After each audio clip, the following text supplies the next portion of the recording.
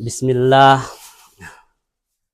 alhamdulillah, alhamdulillahilladzi hadana lihada, wa ma kunna linahtadiya laula an hadanallah.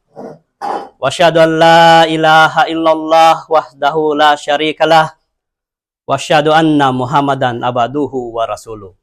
Assalamualaikum warahmatullahi wabarakatuh. Mga kapatid, sa pananampalataya, nandito po ako sa inyong harapan para kunting ipaliwanag. Ang topic ngayon ay ang as-sulh. Ang as-sulh, ito ay pagkakasundo sa mga nag-aaway na hindi nagkakaunawaan. Yan. Pagkakasundo sa pagsasaayos sa Islam. Ito ay isang konsepto na tumutukoy sa proseso sa paghahanap ng mapayapang resolusyon sa pagitan ng mga tao at may alitan o hindi pagkakaunawaan.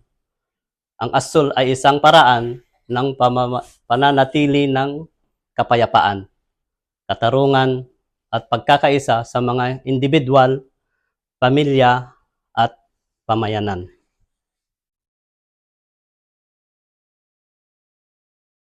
Ang kahulugan ng sulh.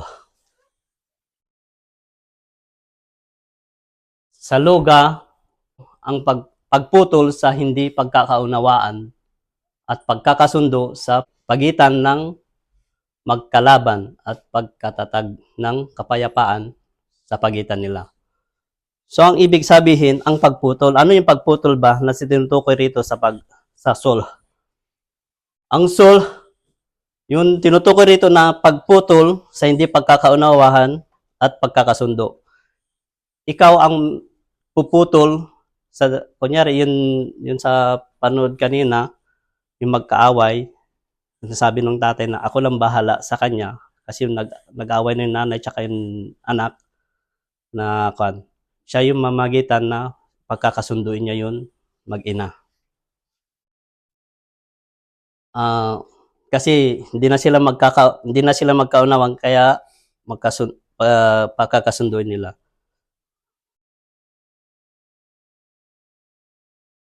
So, halimbawa yan, ang halimbawa, pamilya, kaibigan, at mag-asawa. So, yan, yung pamilya, kaibigan, yung mag-best friend, yung mag-best friend, magkaaway, ikaw ang mamamagitan sa kanila. Ang sulh ay pagkakasundo. Ito yung mag-asawa. So, ito sa luga ha, sa luga.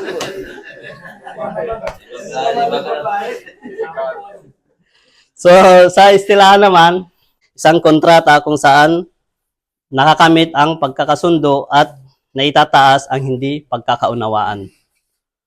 So, yun, isang kontrata kung saan makakamit ang pagkakasundo.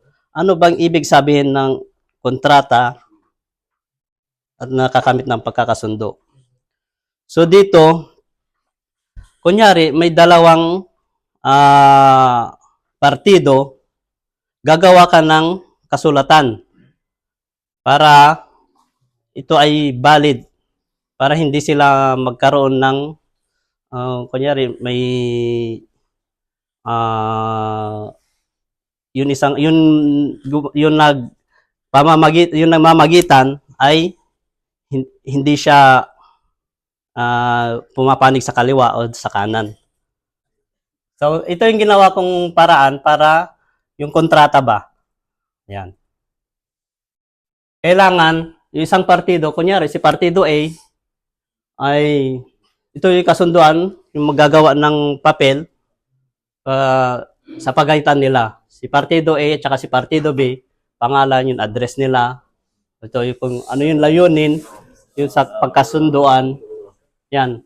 Pagpapahayag ng hindi pagkakaunawaan, ang hindi pagkakaunawaan ay ukol sa, yan, ilalagay sa papel, yung detalye, halimbawa, utang, yan, pag-aari, o iba pag issue sa utang. Mga ito, Yung sa dalawa na sa pagkakasundo ng panuntunan. Si Partido A ay sumasang-ayon na magbayad, magbawas o magbigay ng halaga o bagay, kunyari 5,000 o 50,000 kay Partido B sa loob ng halimbawa sa 30 araw mula sa araw ng pagkasunduan nila. So si Partido B naman, yan, sumasang-ayon siya na tatanggapin ang halagang ito bilang buong kabayaran sa issue at magpapahayag na wala nang anumang karagdagan ng paghahabol. Nagkadikit-dikit. Laban kay Partido A. So, ayan. So, yung sinasabi ko kanina na ito nga, kailangan merong papel para meron silang paghawakan na kunyari, wala nang makan. So pagkasunod sa kasunduan yan. Pareho ng partido ang sumasang-ayon na sundin ang mga pagkakasunduan nang walang anumang pagluloko o pandara. Oh, yun ang sinabi ko, yung pagluloko, pandaraya, 'di ba? Kunyari, kung ako yung mamamagitan, di ako papanig sa kan kasi ikaw yun kan. So, yan. So, meron din silang mga saksi. Yun yung lagda, may saksi. Dapat tatlong saksi. Para valid ang ating kontrata na ginawa. So, kala ta'ala wasulhu khair. So, ang sabi dito, ang pagkakasundo ay higit na mabuti. So, yung magkaaway, pag napagkasundo mo sila ay maging mabuti. Ito ay mabuti sa, kunyari, yan, yung magkaaway, yung bata. So, pag napagbati mo sila, at least sabi dito ng Allah subhanahu wa ta'ala ay higit na mabuti. So, kailangan natin yung mga nag-aaway, pamilya, magkaibigan, ay pagbatiin natin para meron tayong makakamit na mabuti. So yan, nagkamay na sila. Wala na akong makitang kan. So, ito nagkamay na sila dyan. Ayan.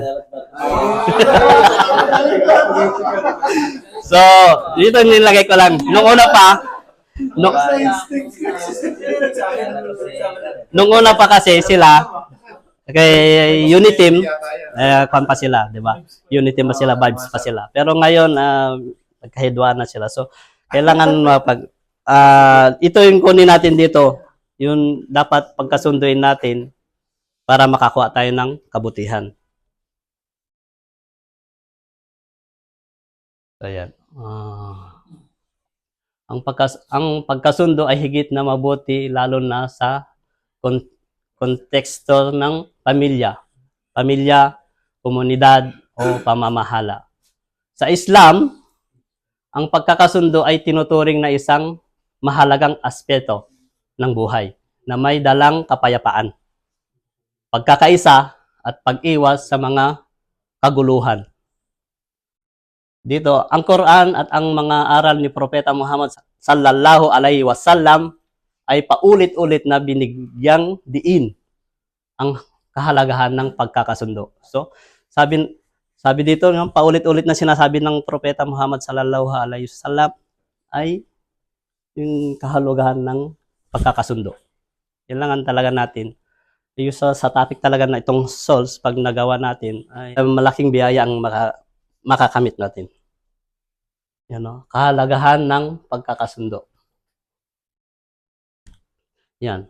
So, isang una, pag-iwas sa alitan. Siyempre, ang pagkakasundo ay nagkakatulong upang maiwasan ang hidwaan ng maraming magdulot ng kahalagan, pinsala sa pamilya o lipunan. So, kung may pag-iwas sa alitan, so pag nag-iwas na yung alitan, so yung pamilya natin, yung pinsala o sa lipunan ay magandang katutunguhan.